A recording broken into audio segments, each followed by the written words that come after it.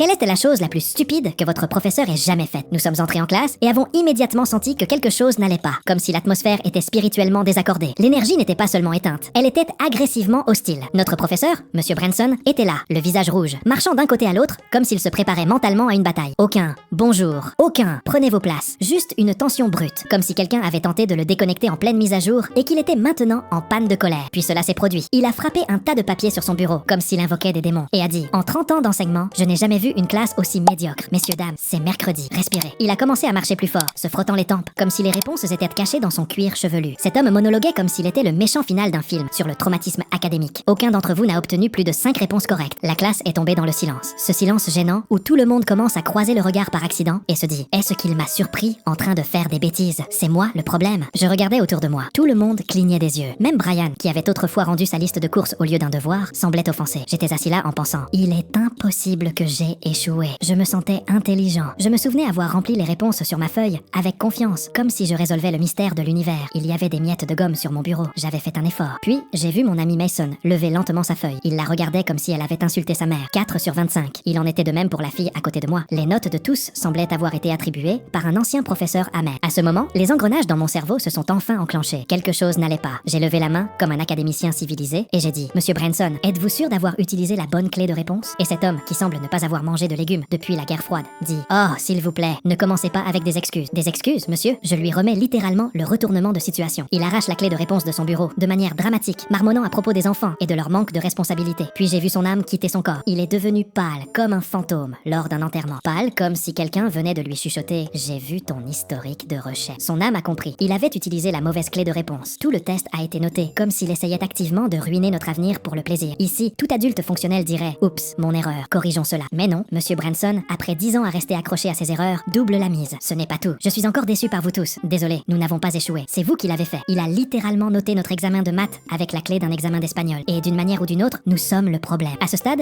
je ne suis même pas en colère. Je fonctionne à l'énergie pure de comédie. Je me lève, marche vers son bureau, prends la clé de réponse incorrecte, la montre à la classe, comme si je brandissais une prophétie, et je dis: oui, il ment. Et cet homme, je le jure devant Dieu, essaie de me donner une retenue pour m'être levé sans permission pendant la conférence. Une conférence. Monsieur, vous avez crié comme un pigargue à tête blanche avec un prêt immobilier. Ce n'était pas une conférence, c'était une crise de colère, puis tout s'effondre. Quelqu'un du fond de la salle crie: vérifie un examen. Tu te trompes. Un autre garçon dit: mec, nous sommes littéralement plus intelligents que toi. Une fille jette son examen par terre et dit: j'ai sacrifié une sieste parfaite pour ce traumatisme. C'est une révolte. Un soulèvement académique complet. La classe s'est rebellée. Quelqu'un filme. Une autre personne tient sa feuille en l'air comme une torche. Une autre mange une barre de granola juste pour se sentir émotionnellement ancré. Et Monsieur Branson, il s'assoit et expire, mais pas comme un soupir normal.